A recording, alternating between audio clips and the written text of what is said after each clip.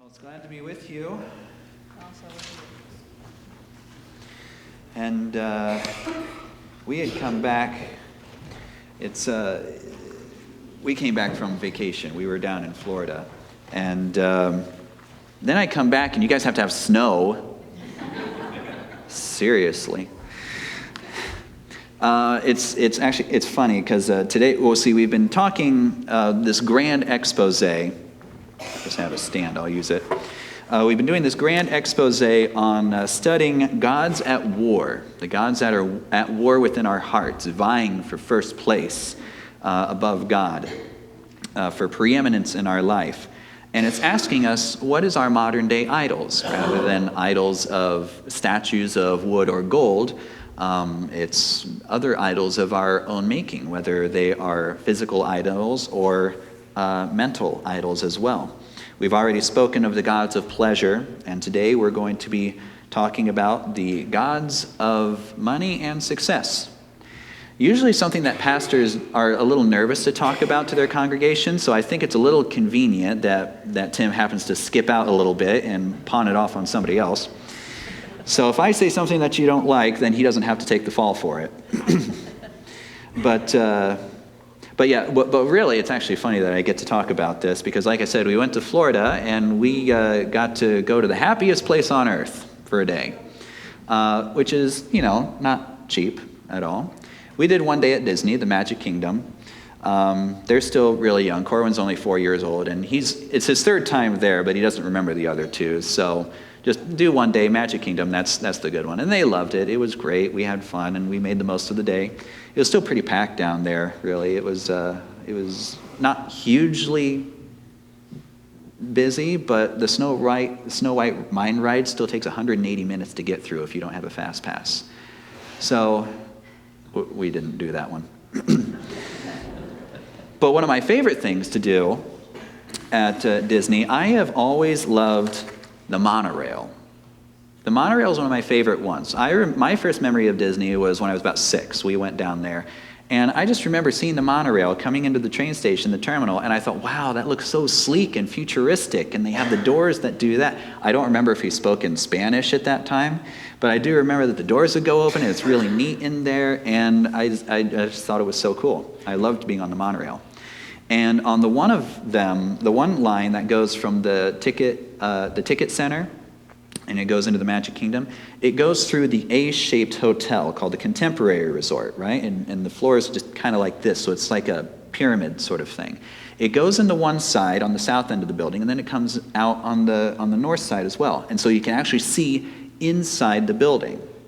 And I just thought at 6 years old, that was the coolest thing ever. It was, one of those memories that stuck with me at Disney was taking the monorail through one of the hotels.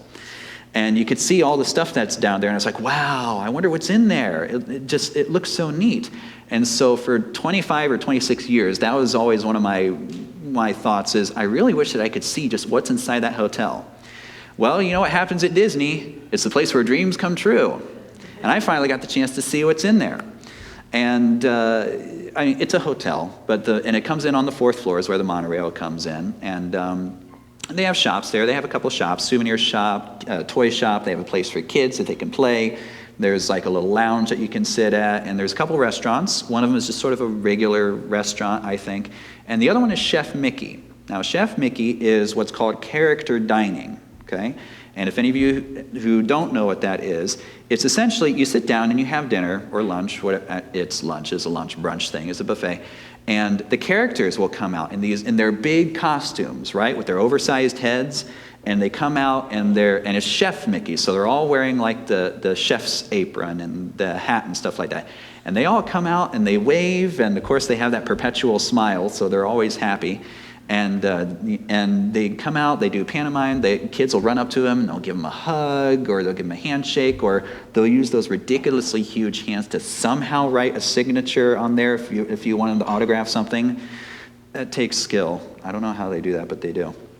And it was really great. We had a really fun time, lots of memories, lots of pictures and videos. It was really great. And then I got the bill. Whoever said that money doesn't buy happiness never went to the happiest place on earth. So, money. Okay, we're talking about money here. Money is the system that many societies use, not just economically, but kind of in our own personal sense of how we gauge value in something, either our own value or someone else's value for what they can do or what they've made. It's just the way that our system works. And money and wealth and even success are what we call amoral, which means that they're not good, they're not evil, it's just what they are. And that's fine. That's the way that this works. So, as Kyle Idleman points out, basically what I'm doing is I'm just kind of going through the chapters of the gods of money and success, and I'm pointing out some things that he said there.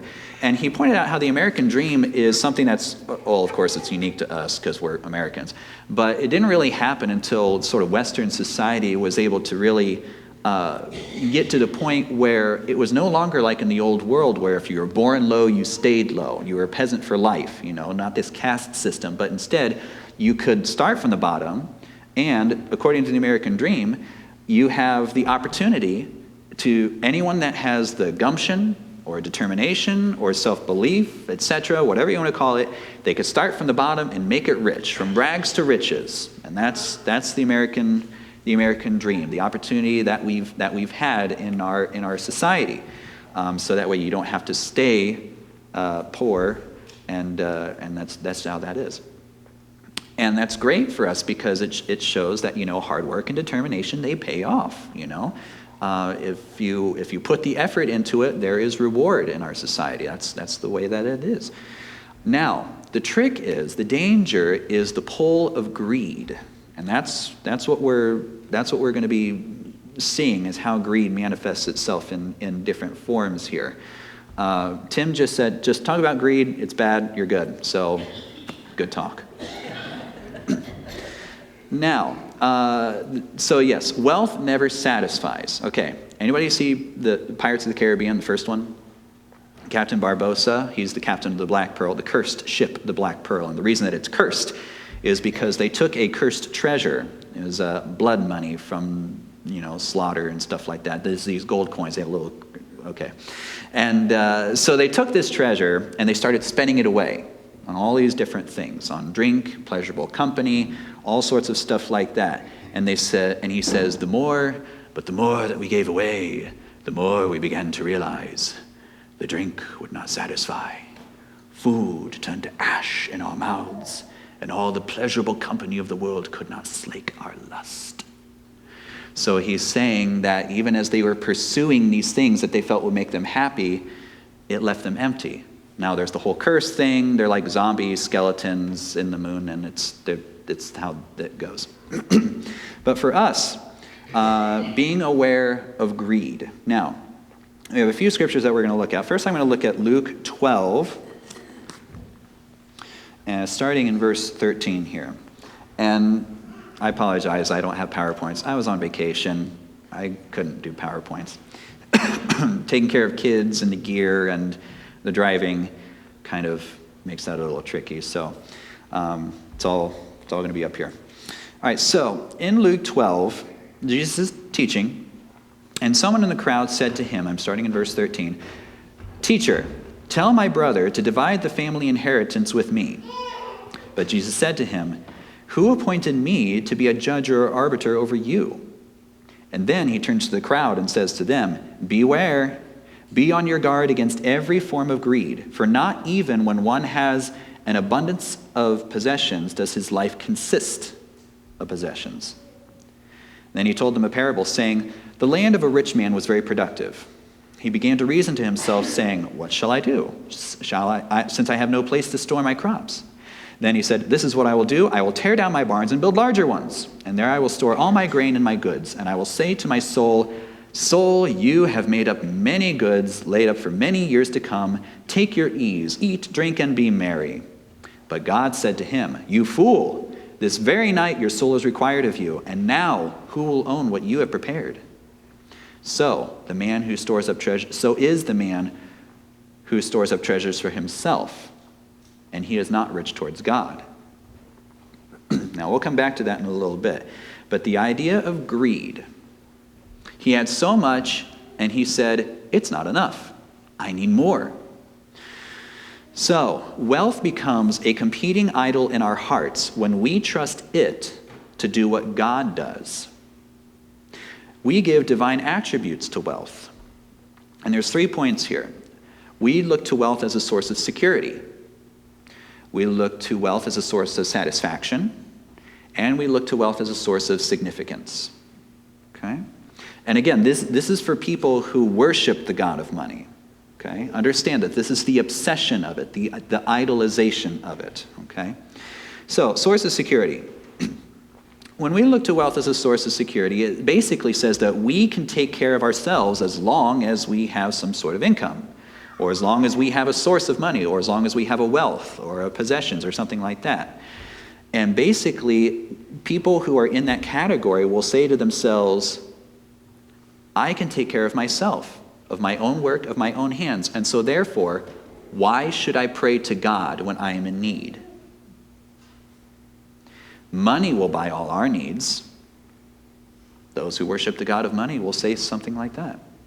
Because money is power in the world, to the earthly kingdoms, not to the God who made it, but to the earthly kingdoms. And I think of Ebenezer Scrooge, okay? Preferably the Muppet Christmas Carol version, although I really still want to see the Patrick Stewart version. I have seen George C. Scott. I've seen the legitimate one, but I really like the Muppet version. And in one of the songs where as he's going through, you don't even see his face yet, but you see him, he's stomping through London, and they start singing the song. I won't do the song. But there's a couple lines in there that says, he charges folks a fortune for his dark and drafty houses. Us poor folk live in misery. It's even worse for mouses. And then the little mouse says, please, sir, I want some cheese. Little Muppet mouse thing. Now, Ebenezer Scrooge, he amassed his wealth because he's a stingy, miserly old landlord, okay? And he doesn't even fix the plumbing. So he's a pretty poor landlord at that. But, I mean, they're stuck. What can they do? So he takes advantage of the poor and he extorts them. But it's not so that way he can have a really nice house and really nice possessions. He doesn't. When you go to his house, it's this really shabby place. It's dark, it's cold, he doesn't even hardly have a fire on, except for when he's actually there. Although I guess most people would only have fires on when they're there. So anyway, he doesn't really take luxuries for himself. That's the idea. He just hoards it. And that's all he does. He just hoards the money. And then, of course, as the story goes, his old business partner comes to him and says, your life will be required of you. And you need to figure out where you stand. Are you going to be selfish and stingy, or are you going to be charitable? And then the ghosts of Christmas past, present, and future come to visit him, and they show him the follies of his life. And I think the more poignant one is the ghost of Christmas past, where it shows that when he was young and ambitious, he learned that wealth was the most important thing. The accumulation, the drive of success and wealth was the drive that is the noble pursuit of man. And so he grows up, he goes to London, and his only concern is wealth, money. And it costs him his fiancée, because he's going to be married another year until their wedding. And he's concerned about making partnership. He's concerned about the expenses, all these different things. And he tries to rationalize it by saying it's for her, for their happiness. He says, I love you. And then she responds, you did once. Burn. And then she walks off stage, and then Rizzo's just, dissolving in tears, So, Ebenezer Scrooge was looking at it as his source of security, feeling that he would only be safe in the world if he had it, and he didn't even spend it. Now, a source of satisfaction. We are told that we can buy happiness, and we still try to. Just turn on the TV and look at advertising. Anybody see Mr. Blandings Builds His Dream House? It's an old black and white Cary Grant movie. We had it on tape, and I watched it growing up, and it's one of those films that I can quote, because that's one of my useless talents, is that I can quote things for really long times. And he's an advertising man, okay? So he's in New York, and it's his job to cram things down the throats of 100 million people and say, you need this to be happy. And his daughters, their teacher, Miss Stellwagen, tells his daughters in school that advertising is a basically parasitic profession. Advertising makes people who can't afford it buy things they don't want with money they haven't got. And he was really thrilled about that one, basically taking a jab at his whole profession there. But at least the sentiment of that is that they're always telling you that you need this in order to be happy. I have what you need in order for happy because you are lacking. And if you give me your money, then I will present you with happiness, okay? And it's always that it's never enough either. Even if you get the money, you always think, if I just had a little bit more, if I just had a little bit more. The guy in the story that he shares with about the money, about how he's always accumulating, he's always pursuing, he wants the car, he wants the house. He goes and buys a house in Italy and says to his wife, this is for us, we'll be happy this way. And then he goes and makes he signs off on the house, it's in his possession, and he drives home in his Mercedes or Maserati, I don't remember which it is, and takes a corner a little too hard. And by the time they found him, he was cold for 4 hours. So, his pursuit for wealth was kind of meaningless, really, because then who would have it? But he always wanted just a little bit more. He always wanted just a little bit more. Now, at Chef Mickey, I will say that is the absolute best pot roast I've ever had in my life. I am not even joking. It was juicy. It was tender. If pot roast was like that all the time, I'd eat it all the time. But you know what happened after we got done at Chef Mickey? I got hungry again. So, even if you, there are things there to say if you want the best, and it was a great experience. It really was. I'm not knocking anything like that. We really enjoyed ourselves. But there's always the message in the world that says if you really want to be happy, just buy this or buy that. And there are always things there that are saying, that are offered to you. There are always things that are offered to you. Not that the experiences are wrong, not that the products are wrong, of course, we understand that part. But it is trusting in those to provide us our sense of satisfaction. Source of significance, identity in wealth, okay? Driving on it's called the A1A, it's that coastal highway that goes along the East Coast up in Florida. We see lots of big houses, big, beautiful beachfront houses, and there's fancy cars. And those people, they're living there, there's kind of an expectation to live in a certain lifestyle. And so it becomes your life.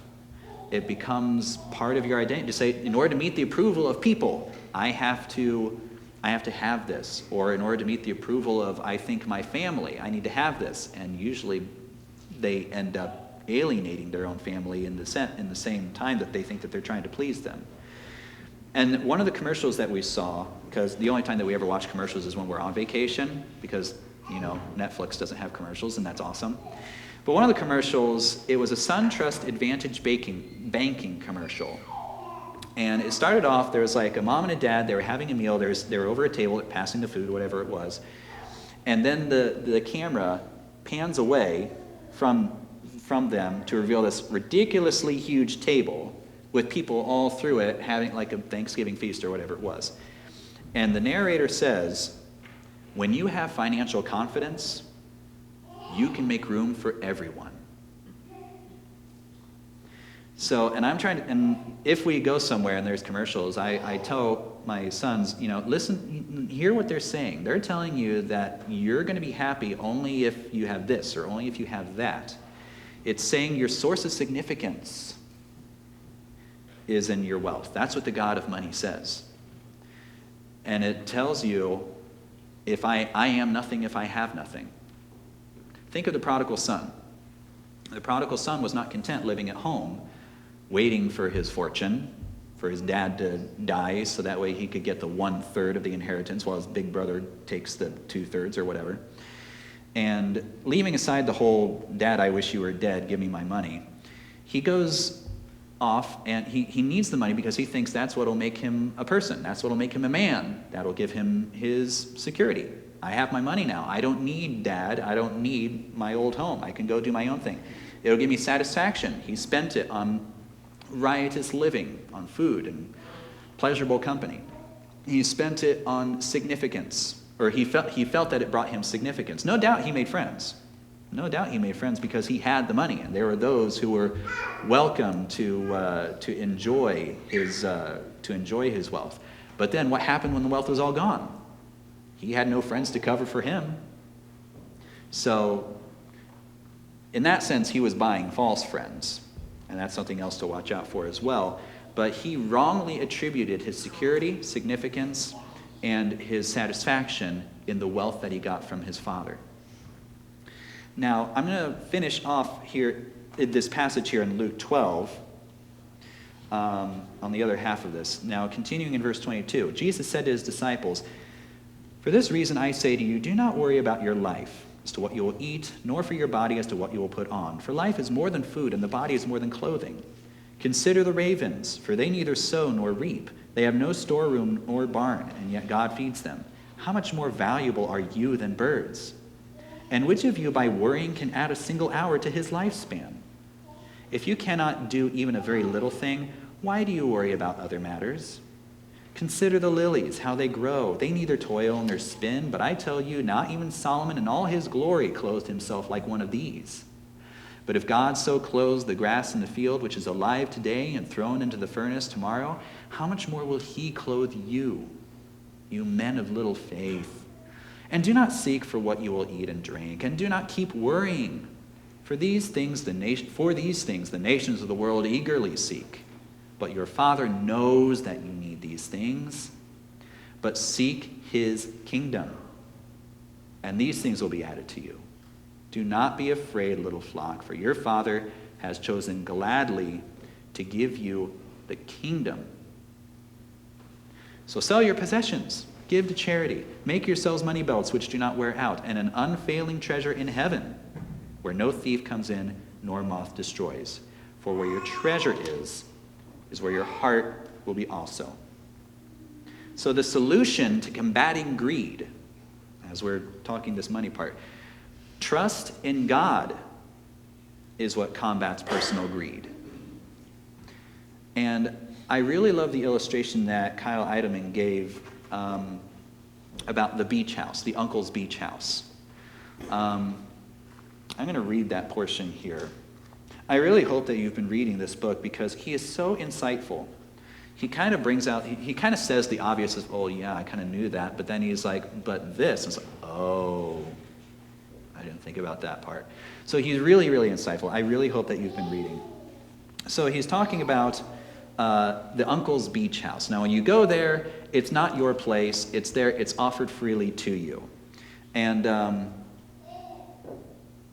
so yeah, everything in there, it's not ours, but it's offered to us freely, but it is not us, it is not our possession. And so, thinking of waking up in the uncle's beach house, he makes that to, it's kind of almost a stewardship thing of thinking how everything belongs to God. So then he says, God has given us the use of his resources for a short time here on earth, and we have much to be grateful for.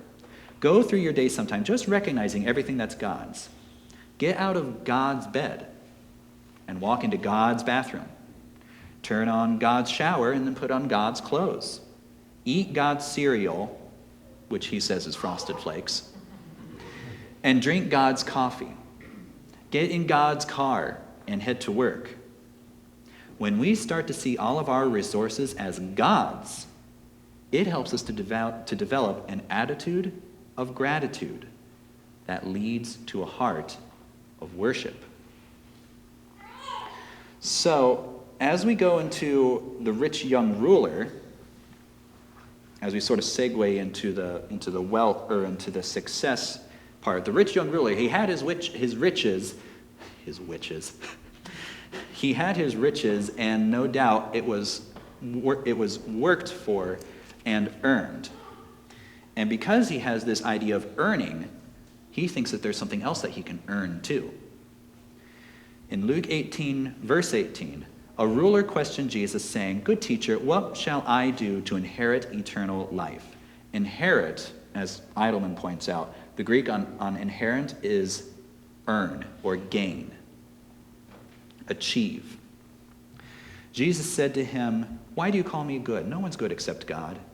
You know the commandments. Do not commit adultery, don't murder, don't steal, don't bear false witness, honor your father and mother." And the man said, "All these things I have kept from my youth." All right then.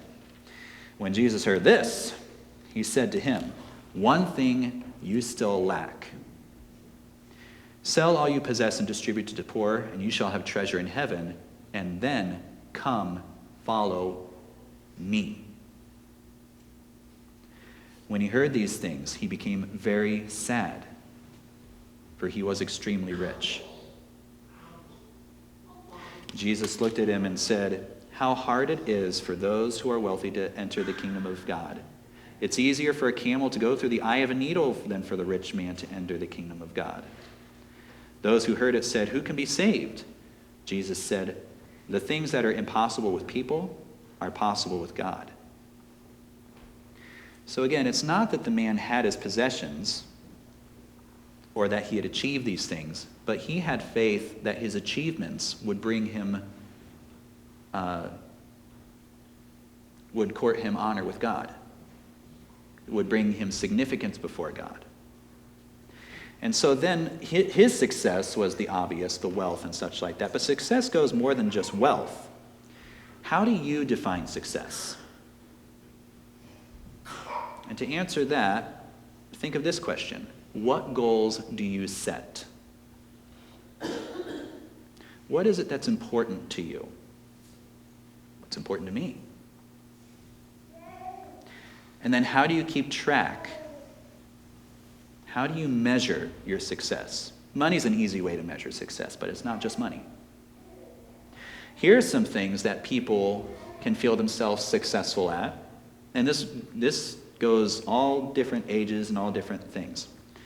How about a win-loss record or a best attempt? How about, and again, these are talking on things that pursuing things like these rather than pursuing God, idolatry, right? How about this one? Younger people know this one. Gamer score, or their XP, or percentage completed on their games.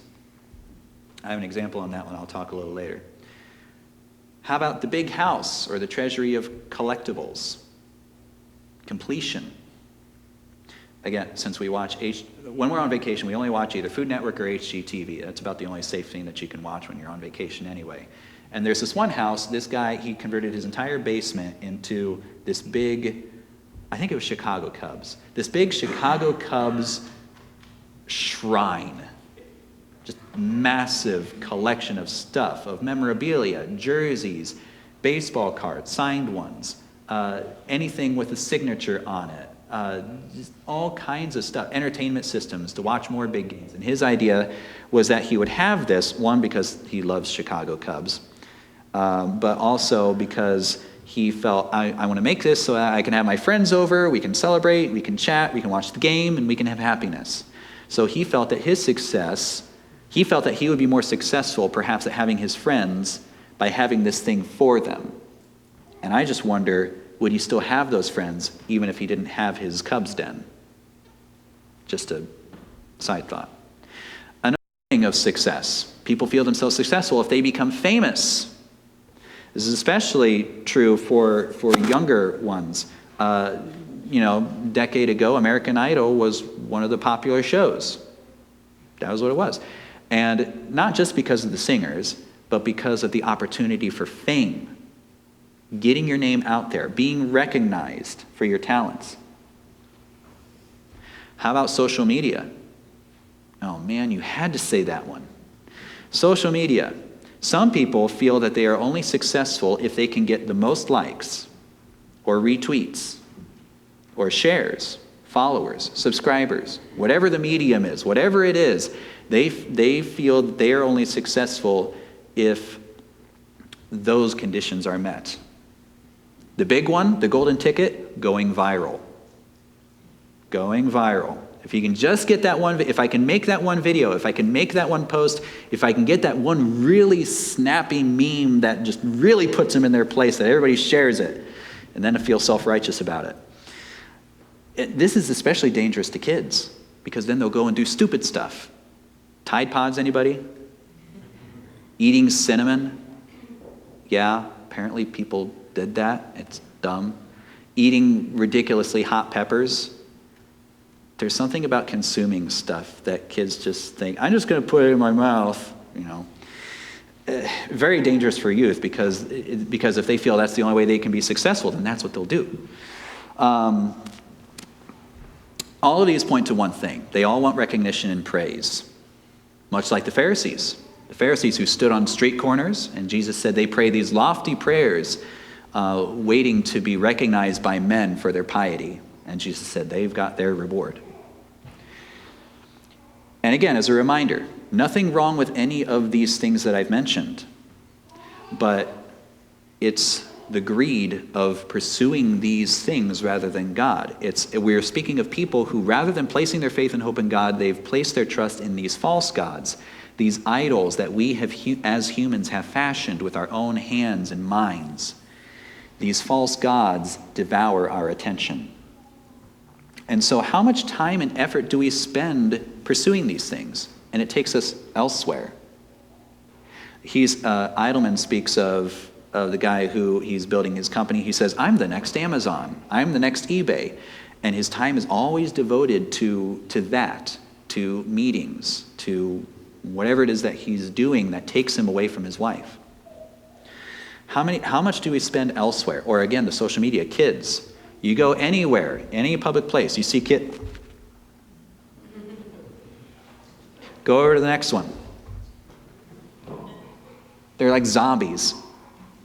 In fact, I remember seeing a little video of there's this couple, and they met each other, they fell in love, they had a family, they grew old together, happy ever after. But then it rewinds to that spot where they first met, and it shows what would have happened if they had never looked up. They completely missed each other. And they never met again.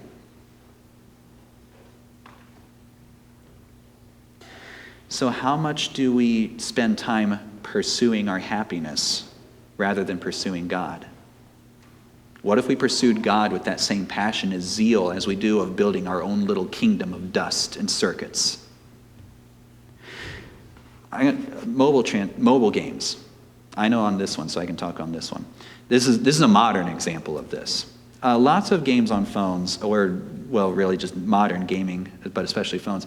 There are games that have microtransactions. And if any of you don't know what that is, basically you can get the game, you can download it, and you can start playing it for free, which is fun. And they're usually, they're fun, they're addictive, and it's amusing, it's a time killer. But it always has limits. You can always go so far, either because you can only play so long before it forces you to stop. Or you can only make so much progress, and it might go like real quick. It's like, oh man, this is fun. I'm barely holding on. Oh, now it's really slowing down. And it takes like a whole week to do one thing that it took you one day to do when you started, okay? Because the demands are so high.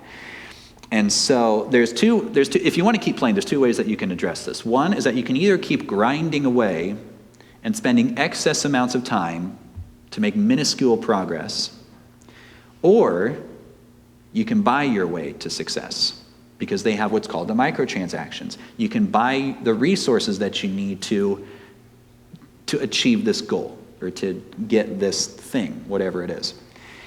And so you can pay your way. So they call it free to play, but pay to win. And there are always people who will pay. There are always people who will pay. And even if you pay into it to think, okay, now I've got that, now I've got something, there is always someone who's going to beat you. There is always somebody who has more than you. There's always somebody who has paid more than you. And that makes you want to pay a little more. And I think, it's just a little bit. It's just this little bit. I'm just going to do that, and that's good. And, well, okay, that wasn't really what I wanted. I'm going to try again. We'll get it this time. Loot boxes. Basically, they're online gambling for kids, because it's this promise of you're going to get a reward if you buy this thing. There's a promise of a reward, but of course it's like gambling, so the rewards are like really minimal. And they buy into it. They might get something they want, but it might just be this useless thing that they can't use or they don't want. So I'll try it again. Maybe I'll get it this time. Well, it's really cheap. I'll do it again. It's just really cheap. It's all right. It's not really going to cost that much. But you see what happens? The pull of greed keeps pulling you forward because you're always looking to see what other people have. You're always looking at their success, which really isn't success. They just paid money to someone to get a shortcut. And so the way that those work is that is the way that those work. And there was someone whose name, he goes by the name of Kensgold. He spent over $13,000 in microtransactions for his variety of games that he has. It's a thing. It is definitely a thing. And I doubt that he even still feels successful, even after making all that progress. Because then think of what happens. Remember how God said, "You fool, your life will be required of you"? What happens when that game server shuts down and the game becomes unplayable? You've just spent $13,000 on something that doesn't exist anymore. I know that in 2000, Idleman points out in 2008, that's what a lot of people felt when things started going down. Everything went down. People were losing their money. It was just all gone. And what were they to say for it? The God of success can assimilate your life. It starts small and manageable, but if you feed it, it will consume you. The rich young ruler believed that his successes in his life would save him, but really they condemned him because he was too proud. The pride in your own personal achievement is the antithesis of knowing our place before God, because it's not simply that he was sad about losing his possessions, but it's because he didn't want to do things God's way. He wanted to keep doing things my way. He wanted to buy his way in. But our righteousness, as the Bible says, is like filthy rags. You know what those filthy rags actually translates into? Soiled diapers. I know what soiled diapers look like. We had some really messy ones on vacation. It was not good. So, our accomplishments really don't add up to much at all. No amount, God is not impressed with our earthly successes that we do of our own power without consideration of him. No amount of money can buy off God. Sin brings a debt which can't be paid off, but surrender brings salvation. Think of Zacchaeus. Jesus didn't even tell him to sell his stuff, but Zacchaeus found worth in Jesus. And then he realized his wrong. He realized his sin, and he realized that his value wasn't in his wealth, and it wasn't in his success as a tax collector. So he willingly gave it away. He willingly gave it away. Jesus didn't even tell him to, but he willingly gave it away. He cast his crown at Jesus.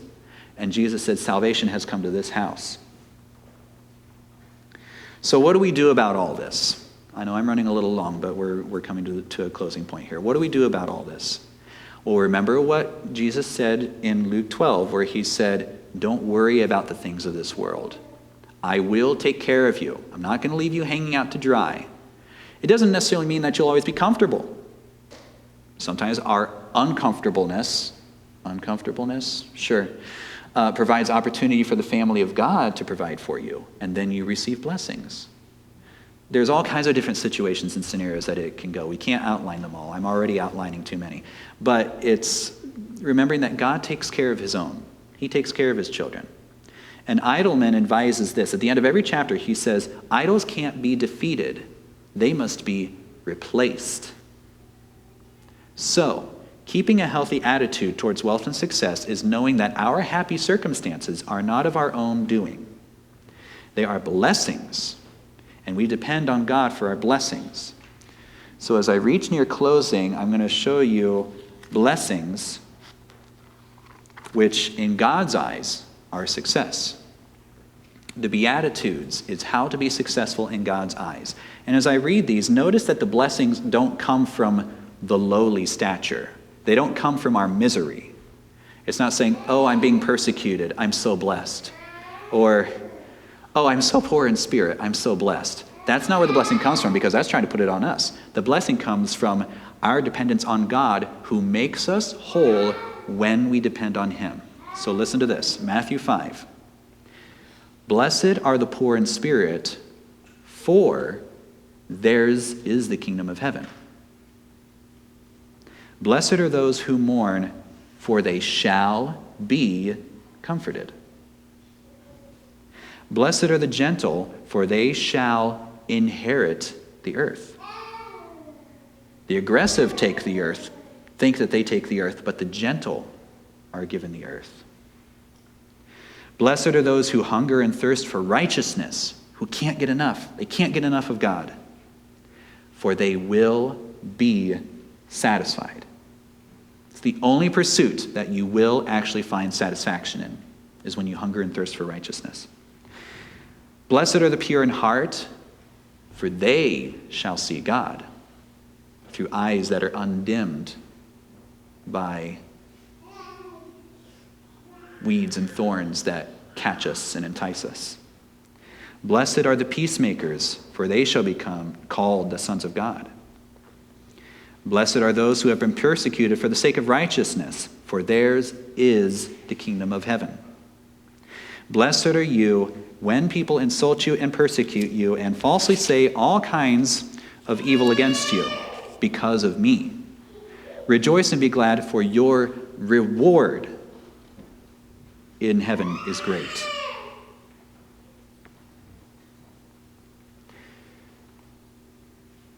So the blessings in our lives, real success in God's eyes, is not just trying to make it on our own. And again, there's nothing wrong with success. But true success in God's eyes is not trying to take life by the horns, as we're always told. Because achievers try to make their own life, and yet they're never satisfied. Earthly achievers. But the blessed are given abundant life when they know it's not theirs to take. Having wealth and success in this world is not wrong so long as greed does not overcome our passion and drive for God. But better than this, treasures in heaven is the true wealth. And blessings from God is the true success. Will you pray with me? Father, we do thank you for the abundant blessings that you've given to us. We thank you for protecting us, watching over us, and guiding us. We thank you that you don't leave us alone to find our own way, even though that's what we tried to do in the Garden of Eden, to try to make our own way, to say that we were unsatisfied with you, when really you're the only thing that truly satisfies us.